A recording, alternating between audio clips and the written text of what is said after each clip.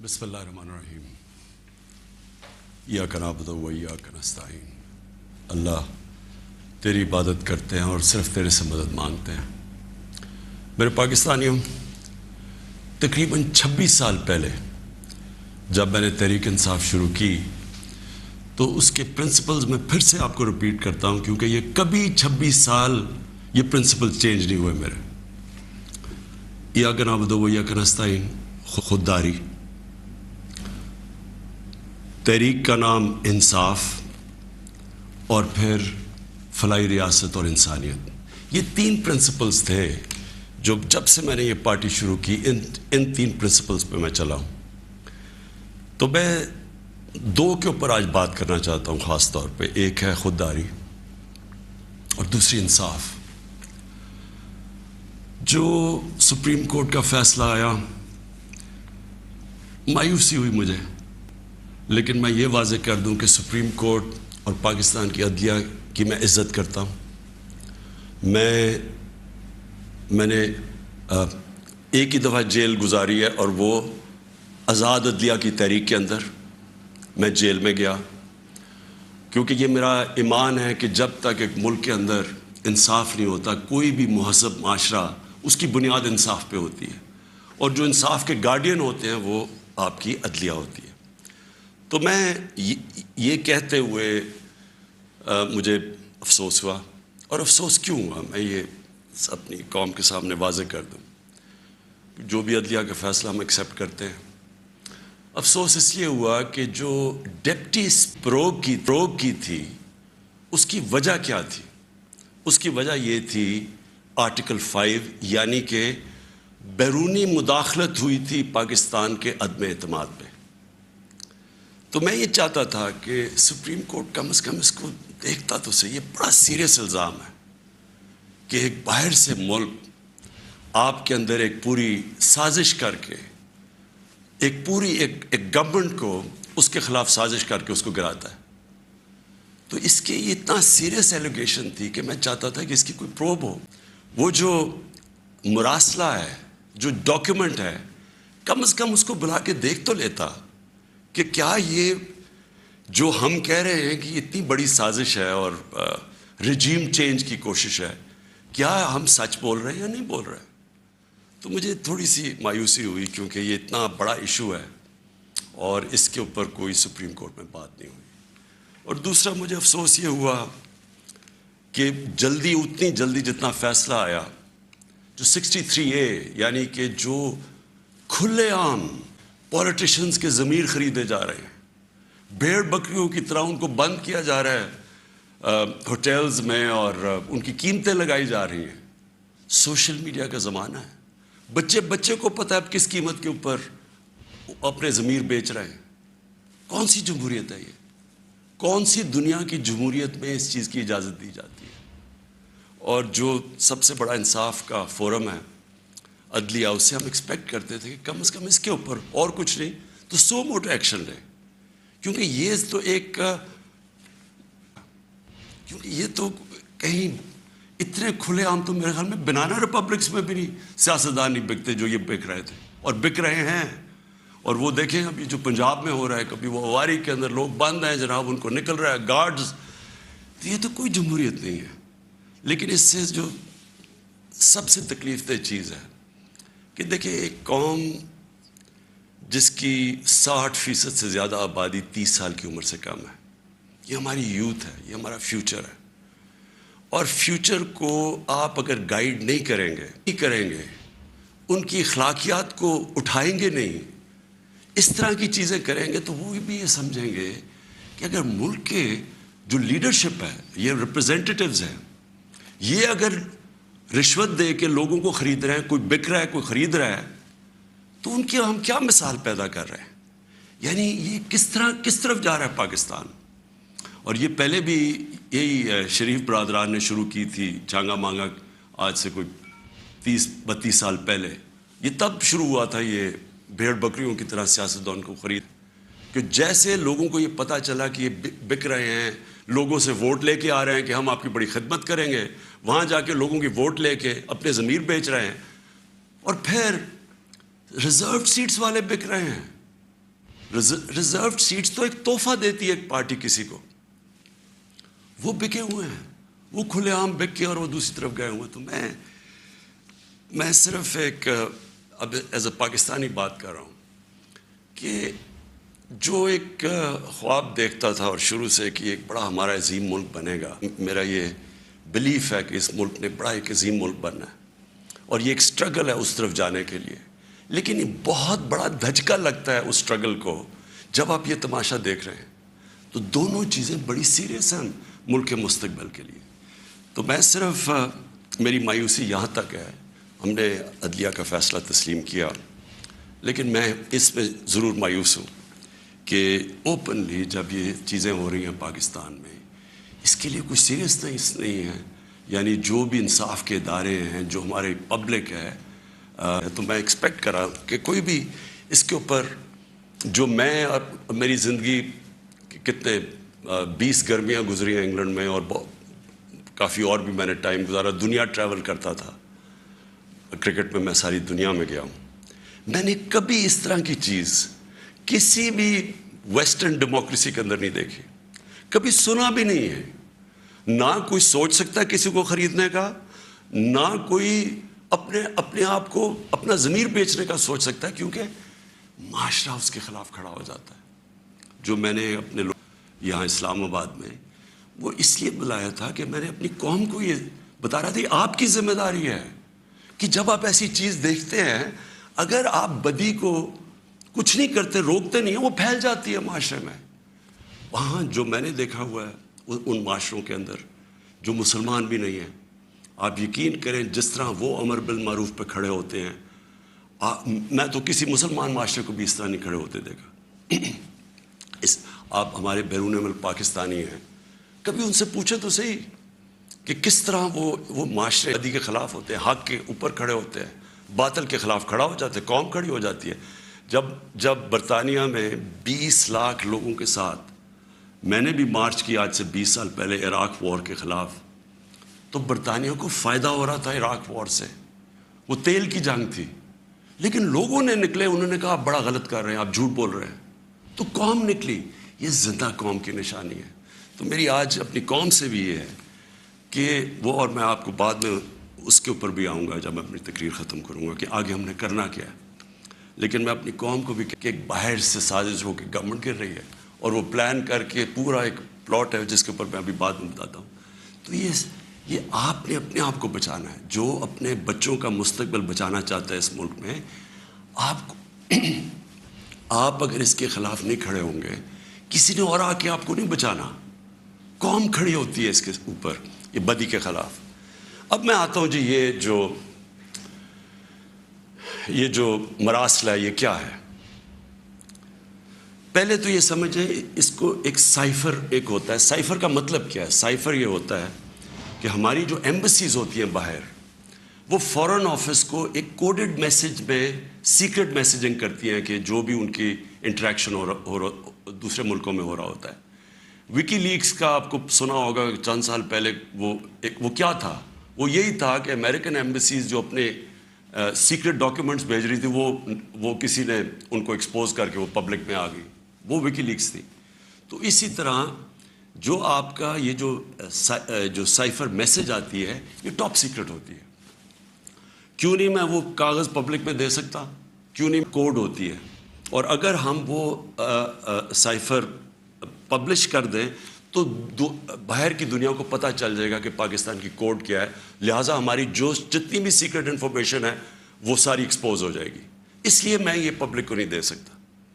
لیکن آپ یہ کہ میں اتنا میرا دل ہے کہ پبلک یہ خود اپنی آنکھوں سے دیکھے کہ یہ کیا تھا. اب میں آپ کو بتاتا ہوں یہ ہوا کیا.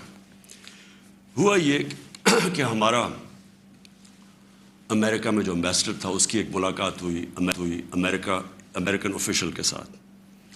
اب امریکن آفیشل جو تھا اس کی بس صرف میں تھوڑی سی بات آپ کو بتاتا ہوں کہ اس نے کہا کیا. اس نے پہلے کہا کہ جی عمران خان کو روس نہیں جانا چاہیے تھا. وہ بڑا اس نے کوشش کی امبیسڈر نے بتانے کے لیے کہ اس کی وجوہات، ایک کنسنسس تھا، پہلے سے پلان بنا ہوا تھا. لیکن اس نے کہا نہیں، یہ صرف عمران خان نے فیصلہ کیا. پھر وہ جو کہتا، اور میں یہ چاہتا ہوں آپ قوم ذرا غور سے میری بات سنیں کہ اس نے کہا کیا. اس نے کہا کہ اگر آپ عمران خان کو یہ، اور اس نے کہا ابھی عدم اعتماد درج نہیں ہوا تھا پاکستان میں، اس سے پہلے یہ کہہ رہا ہے، یعنی اسے پتا تھا کہ عدم اعتماد آنے والی ہے.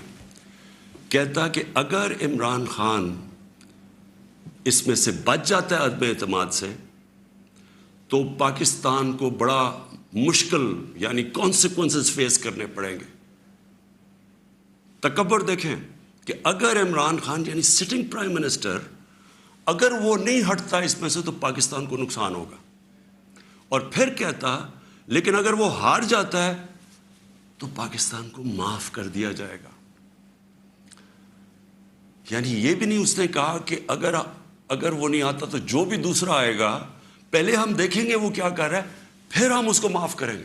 نہیں، اس نے کہا جو بھی آئے گا معاف کر دے گا. یعنی کہ اس کو پتا تھا کہ کس نے آنا ہے، کس نے اچکن سلوائی ہوئی ہے، کون تیاری میں بیٹھا ہوا ہے، اسے سب پتا تھا، تو اس کو معاف کر دیں گے. اب میں آج آپ کے سامنے جو میں اصل میں جو بات کرنا چاہتا ہوں وہ یہ ہے کہ دیکھیں ہم 22 کروڑ لوگ ہیں.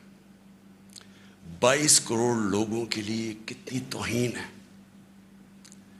کہ ایک حکم دے رہا ہے 22 کروڑ لوگوں کے الیکٹڈ سربراہ کو. وہ پتہ نہیں وہ کس کو حکم دے رہا ہے، کیونکہ میں تو چیف ایگزیکٹو ہوں، مجھے نہیں دے رہا. وہ کسی کو کہہ رہا ہے کہ اگر یہ آپ کا پرائم منسٹر بچ جاتا ہے تو آپ کو فیس کرنے پڑیں گے کانسیکوینسز. اور پھر کہتا ہے کہ اگر یہ ہٹ گیا تو معاف کر دیں گے ہم آپ کو.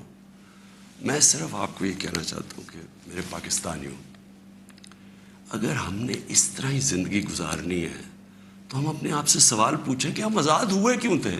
ہم کیوں 23 مارچ کو سیلیبریٹ کرتے ہیں؟ ہم کیوں جناب 14 اگست کو بڑا جشن بناتے ہیں؟ اگر ہم نے اسی طرح رہنا ہے کہ باہر سے حکم آ رہا ہے کہ جی آپ نے اگر اس کو نہ ہٹایا، اور پھر ہوتا کیا کہ وہ شروع ہو جاتی ہے ایک دم ہمارے لوگ جانے شروع ہو جاتے ہیں. ہمارے جو اپنی پارٹی کے ایک دم پتہ چلتا ہے جی، ان کو ایک دم پتہ چلا کہ وہ تو جی تحریک انصاف تو بڑی گورنمنٹ بہت ہی بری ہے جی، عمران خان کی ساری برائیاں ان کو پتہ چل جاتی ہیں اور وہ سارے ادھر اور ان کو بند کرنا شروع کر دیتے ہیں سندھ ہاؤس میں، اور وہ سارے ایک دم سارا ڈرامہ شروع ہو جاتا ہے. میڈیا کے اندر بھی پیسہ چل رہا ہوتا ہے. میڈیا کی یعنی میڈیا کو بھی شرم نہیں آئی کہ ایک لوگ پارٹی کے ٹکٹ پہ الیکٹ ہو کے دوسری پارٹی میں جا رہے ہیں، سب کو پتا ہے پیسے لے، وہ بھی اس کی سپورٹ کر رہا، بڑا جشن بنایا جا رہا ہے جی وہ گورنمنٹ گر رہی ہے، یعنی جس طرح کوئی بہت بڑا کارنامہ ہو گیا یہ. اور پھر ہمیں آہستہ آہستہ چیزیں پتہ چلنا شروع ہوتی ہیں.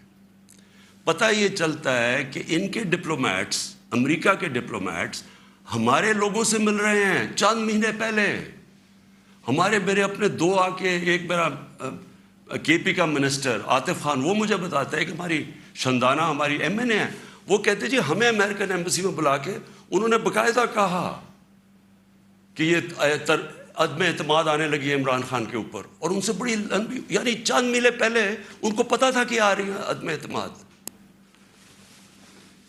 تو آہستہ آہستہ پتا چلا کہ یہ تو پورا پلان بنا ہوا تھا، تو ایک پوری اسکرپٹ چل رہی تھی یہاں.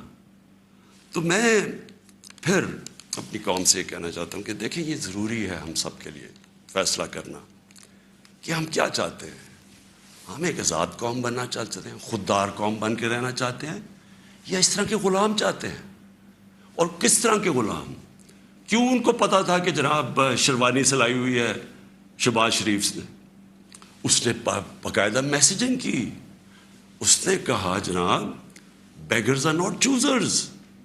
ان کو میسج کہ جی جو مقروض ملک ہوتا ہے اس کو غلامی کرنی پڑتی ہے. Beggars are not choosers.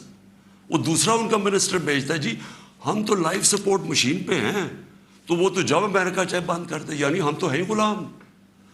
پہلے تو ان دونوں سے پوچھو کہ آپ 30 سال سے یہ ساری آپ کی پارٹیز حکومت میں تھی، تو کس نے یہ لائف سپورٹ مشین اور یہ مقروض کیا ملک کو؟ یہ کیا 3.5 سال میں ہوا ہے؟ 30 سال سے تو آپ پاور میں بیٹھے ہوئے ہیں، اور آج آپ کہہ رہے ہیں کہ جی کیونکہ جی ہمیں پر قرضے چڑھے ہوئے ہیں تو ہمیں تو غلامی کرنی پڑے گی. مجھے یہ قوم کے سامنے میں رکھتا ہوں. دیکھیں مجھے تو مغرب باقی سب سے بہتر جانتی ہے. اگر کسی کو بھی وہ جانتی ہے اس ملک میں وہ عمران خان کو جانتی ہے. مجھے تو 23 سالوں سے وہ جانتے ہیں لوگ. میری تو ان کے پاس ساری پروفائل پڑی ہے. تو وہ کیوں یہ کہہ رہے ہیں کہ جی اس کو نکالنا ہے؟ کیا میں نے ان کے غلطی کی ہے؟ کیا جرم کیا ہے؟ اور میں آپ کو بتاتا ہوں جرم کیا ہے. سب سے بڑا جرم یہ ہے کہ انہوں نے ساری پروفائل جب میری دیکھی اور ان کو پتہ ہے پہلے سے کہ اس نے ڈرون اٹیکس کی مخالفت کی, اس نے عراق وار کی مخالفت کی, اس نے افغانستان مسلسل کہتا رہا کہ یہ ملٹری سلوشن نہیں ہے افغانستان میں, یا یہاں مذاکرات سے بات ختم ہوگی.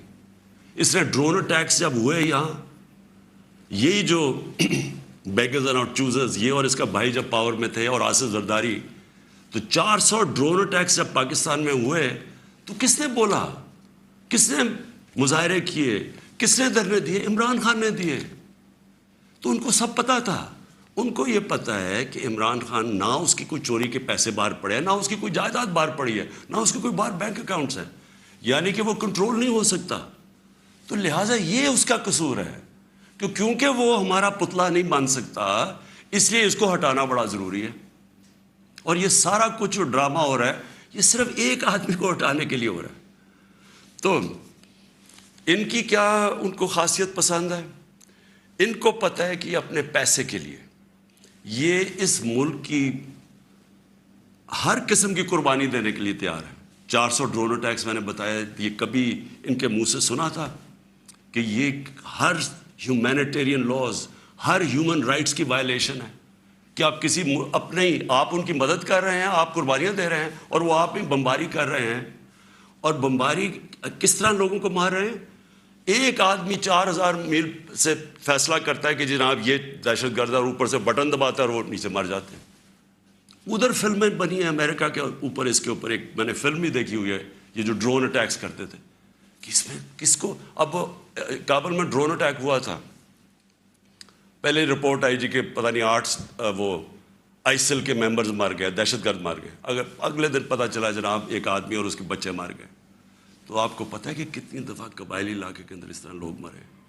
ہمارے لوگوں کو کیسے, یعنی 400 ڈرون اٹیکس ایک دم مدرسے میں کر دیا, 80 بچے بیچارے مر گئے, شادیوں پہ اٹیک ہو گیا, کوئی پوچھنے والا نہیں تھا. کیونکہ یہ اپنے پیسے کے غلام ڈرے ہوئے تھے کہ کہیں وہ ناراض ہو گیا تو ہمارا وہ حال نہ ہو جو آج روسیوں کا حال ہو رہا ہے, جو یوکرین کی جنگ کی وجہ سے آج روسیوں کے وہ ضبط کر رہے ہیں اکاؤنٹس, ان کے آج وہ جو ان کی آف شور اکاؤنٹس ہیں, جو ان کی پراپرٹیز ہیں وہ ضبط کر رہے ہیں.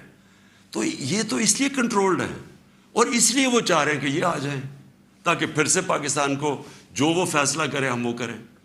تو میں پھر سے اپنی قوم کو کہتا ہوں, ہمیں نے یہ فیصلہ کرنا ہے کہ ہمیں کس طرح کا پاکستان چاہیے. میں آپ کو آج مجھے افسوس اور تکلیف بھی ہوتی ہے کہتے ہوئے, ہمارے ساتھ ہی ہندوستان آزاد ہوا تھا.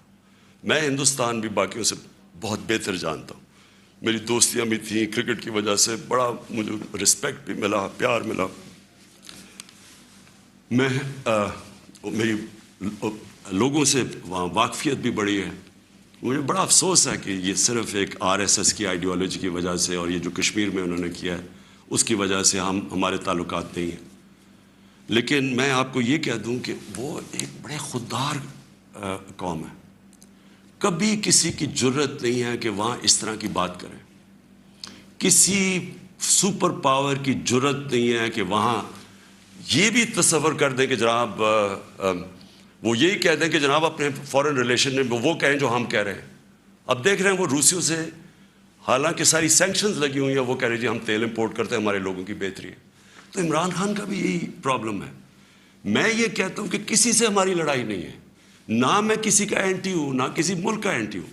میں صرف یہ کہتا ہوں کہ جو میرے لوگوں کے فائدے کے لیے پہلی چیز وہ ہے, میرے 22 کروڑ لوگوں کے لیے, اس کے بعد میں دنیا کی باقی چیزیں ماننے کے لیے تیار ہوں. لیکن میں اپنے لوگوں کو قربان نہیں کر سکتا کسی اور قوم کے خاطر جو ہم نے وار آن ٹیرر میں کیا ہے. 80,000 اپنے لوگ ہم نے مروائے, ملک تباہ کروا دیا. کوئی پوچھے بھی قبائلی علاقے میں, کبھی لوگوں سے تو پوچھیں ان کے اوپر گزری کیا تھی. 35 लाख लोगों की नकल मकानी की। कभी किसी ने असेस किया कि वो सारी जंग में हम जो गए हैं, कभी कोई कमीशन बैठी है वो ये बताया कि हमें मिला क्या है? मैं आपको बताता हूँ, हमारे यहाँ जो साहिब इक़्तिदार है वो डॉलर्स के लिए मैं आपको कह रहा हूँ, हमें जंगों के अंदर फंसा देते हैं। हम जब सोवियत यूनियन के ख़िलाफ़ जो हम फ्रंट लाइन स्टेट बन गए थे, अगर हम डॉलर अमेरिका से एड लिए बगैर करते तो वो बहुत अच्छी चीज़ थी। हम फिर अपने भाइयों के लिए, अफ़गानिस्तान, उनकी आज़ादी के लिए मदद कर रहे थे। लेकिन जब हम कह रहे हैं कि जी ये पीनट्स है, हमें इतने पैसे चाहिए, पैसे लेके जब आप किसी के साथ शिरकत करते हैं वो आपकी इज्जत नहीं करते। जैसी वो हम अफ़गानिस्तान का, वो रूसी जब वहाँ से गए 2 साल के बाद पाकिस्तान के ऊपर सैंक्शंस लग गई। किसी ने नहीं परवाह की कि हमने कितनी कुर्बानी दी। 5 लाख रेफ्यूजी, 5 मिलियन, 50 लाख पाकिस्तान में रेफ्यूजीज थे। क्लैशनिकोव, सेक्टेरियन टेररिज्म, वो सारा उसके किसी ने नहीं अप्रिशिएट किया कि जी पाकिस्तान, बल्कि उन्होंने सैंक्शंस लगा दी, क्योंकि वो हम तो पैसे दे रहे हैं, इसलिए कोई परवाह नहीं। वो फिर 9/11 आया, फिर हम उनके साथ चले गए और फिर हमने कहा जी हाँ हम बड़ी कोई जंग लड़ रहे हैं। पहले हम फॉरेन ऑक्यूपेशन के खिलाफ जंग लड़ रहे थे, अब हम कह रहे हैं कि जो फॉरेन ऑक्यूपेशन है उसके खिलाफ जो लड़ता है वो दहशतगर्द है अपने मुल्क को। तो कितनी पाकिस्तानों की जिल्लत मिली हमें उसमें। कभी आप एनालाइज करें कि उससे हमें फ़ायदा क्या हुआ, नुकसान क्या हुआ। मुझे पता है क्या नुकसान हुआ, और मुझे पता है कि हमें इससे कोई फ़ायदा भी नहीं और अप्रिशिएट भी नहीं हुआ है, बल्कि वहाँ भी जिल्लत उठानी पड़ी। तो मेरा पॉइंट ये है कि इस मुल्क ने कभी ये फैसला करना है कि हमारी फॉरेन पॉलिसी जब तक हमारे लोगों की बेहतरी के लिए नहीं होगी, हमने कोई किस्म की फॉरेन पॉलिसी नहीं बनानी। क्योंकि अब हमारी 22 करोड़ लोग हैं, हमें सबसे ज़्यादा कोशिश करनी है कि कैसे हमने अपने लोगों को गुर्बत से निकालना है। वो गुर्बत से हम तब निकालेंगे जब हम किसी कॉन्फ्लिक्ट का हिस्सा ना बने, जब हम अमन में शिरकत करें, लेकिन जंग में किसी के साथ शिरकत ना करें। अगर कोई कहे बेसिस चाहिए तो नहीं हम बेसिस दे सकते, क्योंकि हम पहले मार खा चुके हैं उसमें। इसलिए वो मुझे अफसोस से कहना पड़ता है कि उनको वो लोग पसंद हैं जो कि इनकी हर बात मानेंगे, जो कहेंगे कि बेगर्स आर नॉट चूजर्स, जो कहेंगे कि जी पाकिस्तान लाइफ सपोर्ट मशीन पे तो मदद करो। उनको इस तरह के लोग चाहिए, यानी जो पहले से ही गिरे हुए होंगे। वो कहते हैं ना, वो तिफल क्या गिरे जो घुटनों के बल चले, जो घुटनों के ऊपर बैठे वो इनको पसंद है। लेकिन मैं अपनी यूथ से आज कहना चाहता हूँ कि देखिए, आपका मुस्तकबिल आपके हाथ में है, मुल्क की सॉवरेंटी आपके हाथ में है। अपनी जमहूरियत को, उसकी हिफाजत कौन करता है? कोई फौज नहीं कर सकती जमहूरियत की हिफाजत, कोई बाहर से फॉरेन पावर नहीं कर सकती। कौम अपनी जमहूरियत की हिफाजत करती है, कौम अपनी सॉवरेंटी की हिफाजत करती है। ये जो हमारी सॉवरेंटी के ऊपर अटैक हुआ है, मैं आज आपको कह रहा हूँ, आज आप इसके ऊपर स्टैंड नहीं लेंगे, आगे से ये हुआ करेगा कि जो भी आएगा ना पावर में, जो भी आएगा वो फिर सबसे पहले देखेगा कि जहाँ कोई सुपर पावर तो नाराज़ नहीं हो रही, और वो फिर वही करेगा जो वो चाहेंगे, क्योंकि उसको डर होगा कि उन्होंने 5, 10, 15 अरब रुपया खर्च करना और मेरी कुर्सी उल्टा देनी है। और वो उन्हें अपनी पावर बचाने के लिए फिर वो सारे, जिस तरह ये हैं कि बेगर्स आर नॉट चूजर्स, इसी तरह के लोग आएंगे। कोई भी, जब तक कौम अपनी लीडरशिप के साथ नहीं खड़ी होगी और कौम नहीं कहेगी कि हम अपने मुल्क को एक आज़ाद मुल्क देखना चाहते हैं, हमारी फॉरेन पॉलिसी सॉवरन होना चाहिए, हम अपने मुल्क के मफादात के लिए, अपनी कौम के लिए, हमारे जो लोग हैं 22 करोड़ लोग, इनके फ़ायदे के लिए फॉरेन पॉलिसी बनेगी। और वो फॉरेन पॉलिसी वो है जो हम सबसे अच्छे ताल्लुकात रखें। हम अमेरिका को बार बार उनको समझाएं कि हम कोई मैं इमरान खान एंटी अमेरिकन नहीं है, लेकिन हमने बड़ी बुरी हालात देखे हुए हैं। हमने हम कोई टिश्यू पेपर की तरह इस्तेमाल होने वाली कौम नहीं है कि आप इस्तेमाल करें और फिर फेंक दें। हम आपके साथ जो एक वर्ड होता है म्यूचुअली बेनिफिट, आपको भी जिसका फ़ायदा हो हमें भी फ़ायदा हो। वन साइडेड रिलेशनशिप किसी से नहीं चाहिए। और फिर मैं कहता हूँ, हिंदुस्तान को देख लें, इतनी किसी की जुर्रत नहीं है, किसी की जुर्रत थी कि इस तरह की बात करते हैं हिंदुस्तान में। यूरोपियन यूनियन के जब एम्बेसडर्स ने यहाँ بالکل پروٹوکول کے خلاف سٹیٹمنٹ دی کہ جی پاکستان کو روس کے خلاف سٹیٹمنٹ دینی چاہیے. کیا وہ ہندوستان میں کہہ سکتے ہیں؟ کیا ان کی جرت ہے ہندوستان میں ایسی سٹیٹمنٹ دیتے ہوئے؟ کیونکہ ہندوستان ایک ساورن ملک ہے اور ہم ساتھ ہی آزاد ہوئے تھے. تو میری اپنی قوم سے یہ ہے کہ دیکھیں آپ نے اپنی ساورنٹی کو پروٹیکٹ کرنا ہے. اور میں نے آخر میں اپنی یوتھ سے جو میں بات کرنا چاہتا تھا کہ دیکھیں میں تو یہ امپورٹڈ گورنمنٹ کو بالکل تسلیم نہیں کروں گا. میں نکلوں گا اپنی قوم کے اندر. میں تو میری تو کوئی باپ پولیٹکس میں نہیں تھا, میرا کوئی رشتہ دار یا کوئی میں پولیٹیکل فیملی سے تو تھا نہیں. میں نے تو شروع کی عوام کے اندر نکل کے 14 سال مذاق اڑتا رہا. تھوڑے سے لوگ تھے میرے ساتھ اور کرتے کرتے اللہ کا کرم ہے کہ ایک دن اللہ نے عوام کے دل میری طرف موڑ دیے اور ایک دم پبلک آنی شروع ہو گئی. اور ابھی جو میں اس کا لاکھ شکر ادا کرتا ہوں کہ ابھی جو ہمارا یہ پریڈ گراؤنڈ میں جو جلسہ ہوا, میرے خیال میں ملک کی تاریخ میں اتنی بڑی ایسے پبلک نہیں نکلی. تو میں تو پبلک نہیں مجھے لے کے آئے ہیں, پبلک کے ساتھ ہی میں نے آنا ہے. میں نے اس لیے شاید ہی پاکستان میں اس کی کوئی مثال نہیں ہے کہ یہ لے کے آئے تو میں نے اپنی اسمبلی ڈیزالو کر دی, اپنے آپ کو ڈیزالو کر دیا اور عوام کے پاس میں نے کہا لوگوں کے پاس جاتا ہوں کہ الیکشن کروائیں, فیصلہ کر لیں, الیکشن سے الیکٹ کریں لوگوں کو. یہ کیا طریقے جی پیچھے سے مل کے کوئی باہر سے کانسپریسی پیسے دے کے کوئی ادھر خرید کے اور جناب آپ وزیر اعظم بن گئے. یہ کون سی جمہوریت ہے؟ یہ کس جمہوریت کے اندر اس طرح کے وزیر اعظم بنتے ہیں؟ کیا اس کی کریڈیبلٹی رہ گئی ہے؟ اور وہ کیا بنے گی پارلیمنٹ جس کے اندر جو ایک دوسرے کو چور کہتے ہیں, سارے ایک دوسرے کے اوپر کرپشن کیسز بنائے, سب ایک دوسرے کے اوپر ایسی زبان استعمال کرتے ہیں. 20 سال دیکھ لیں کیا کیا ایک دوسرے کو کہتے ہیں. اب یہ سارا یہ جمگٹا اکٹھا ہو جائے گا اور صرف ایک مسئلہ ہو, کسی طرح بس پاور مل جائے تاکہ پھر سے پہلے جو NRO 1 ملا تھا ان کو ساروں نے, انہوں نے مل کے جو چوری کی جنرل مشرف نے انہوں NRO دے دیا. اب یہ NRO 2 ہوگا, آتے ساتھ ہی پاور. اچھا کیوں نہیں عوام کے پاس گئے؟ انہوں نے کہا 3.5 سال کہ جناب یہاں تو بڑی نااہل حکومت ہے, یہ ایسے ہے, لوگوں میں جائیں گے وہ انڈے ماریں گے. تو ہم تو کہہ رہے ہیں لوگوں میں آؤ, اور اب یہ پوری کو اب بھاگ رہے ہیں کیونکہ ان کا مقصد کوئی عوام کی پالیٹکس نہیں ہے. ان کا مقصد صرف یہ ہے کہ وہاں اسمبلی میں آئیں. سب سے پہلا یہ کام میں آج آپ کو کہہ رہا ہوں اور میری قوم آپ کو اس کے اوپر نظر رکھنی ہے کیونکہ یہ آپ کا پیسہ چوری ہوا ہے. انہوں نے نیب کو ختم کرنا ہے, انہوں نے اپنے کرپشن کیسز ختم کرنے ہیں. اس وقت حالات یہ ہیں کہ یہ جو سارے ضمانت کے اوپر ہیں, یہ ان کو کیا ڈر کس چیز کا ہے؟ ان کے سارے کیسز آنے لگے ہیں سامنے, تو وہ جلدی ہٹانا چاہتے تھے کہ کسی طرح یہ اپنے کیسز سے نکل جائے. تو قوم نے نظر, یہ کبھی انہوں نے نیوٹرل امپائر سے میچ نہیں کھیلا. ان کا سب سے بڑا خوف یہ ہے کہ وہ جو EVM مشین ہے جو ہندوستان میں بھی ہے, جو جوڈیشل کمیشن بنی تھی 2015 میں, اس کی فائنڈنگ صرف یہ تھی کہ جتنے بھی مسئلے آئے ہیں اگر آپ EVM مشین لے آئیں تو وہ سارے مسئلے حل ہو جاتے تھے. ہم نے تو اس لیے لے کے آئے ہیں. میں کرکٹ کی دنیا میں وہ ہوں 200 سالہ تاریخ میں جو کیپٹن نیوٹرل امپائر لے کے آیا تھا. میری یہی کوشش تھی کہ میں پاکستان میں وہ الیکشن کرواؤں جو صاف اور شفاف سب مان جائیں, کیونکہ ہر الیکشن ریورس کریں گے. یہ EVM مشینز اس لیے ختم کریں گے کیونکہ انہوں نے دھاندلی کرنی ہے, انہوں نے ساری زندگی دھاندلی کی ہے.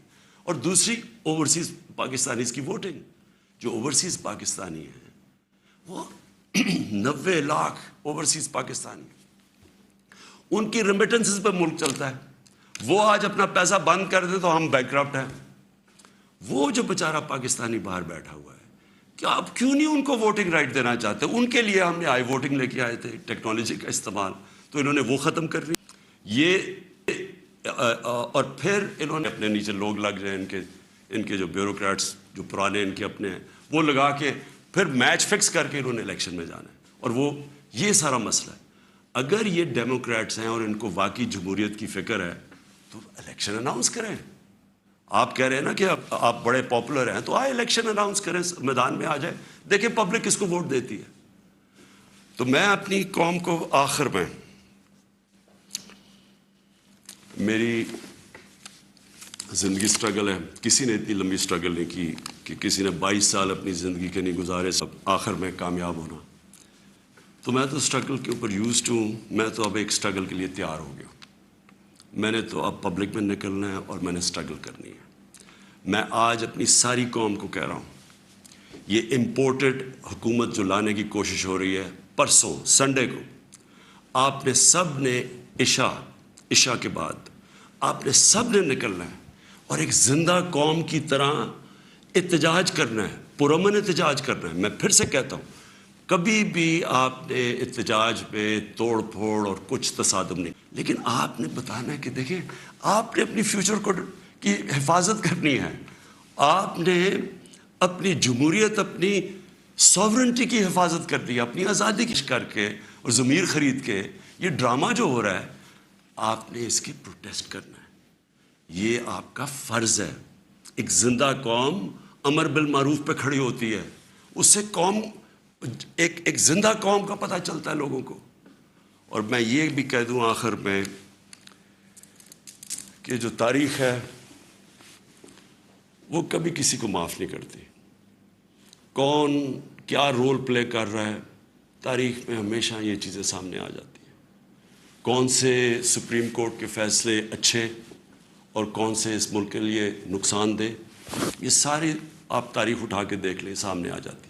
تاریخ کبھی کسی کو معاف نہیں کرتی, لیکن ایک زندہ قوم ہمیشہ اپنے حقوق کے لیے کھڑی ہوتی ہے.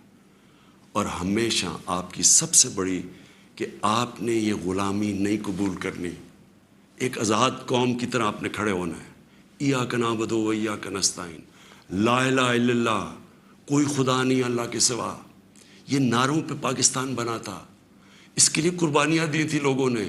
اس لیے قربانیاں نہیں دی تھی کہ کوئی باہر سے آ کے امپورٹڈ گورنمنٹ اوپر بٹھا دے اور ہم چپ کر کے تماشا دیکھتے رہیں. یہ اس سارے مسلمانوں کے اوپر آج کل اتنے برے حالات ہیں, وہ انہوں نے بھی ووٹ دی تھی پاکستان کے لیے. انہوں نے اس لیے نہیں دی تھی کہ ہم آ کے ایک کیا امپورٹڈ گورنمنٹ کے نیچے ہم بیٹھ جائیں اور ہم جی حضوری کریں اور ہم کہیں جی ہم تو بیگرز آر ناٹ چوزرز. اس لیے نہیں پاکستان بنا تھا. تو آپ نے وہ پاکستان کی خواب کے لیے پرسوں سب نے آپ نے نکلنا ہے, عشاء کے بعد پرامن احتجاج کرنا ہے. اور میں اب آپ کے ساتھ ہوں گا, میں آپ کے ساتھ پوری اسٹرگل کروں گا. میں کسی صورت تسلیم نہیں کروں گا کہ کسی قسم کی امپورٹڈ گورنمنٹ اس ملک کے اوپر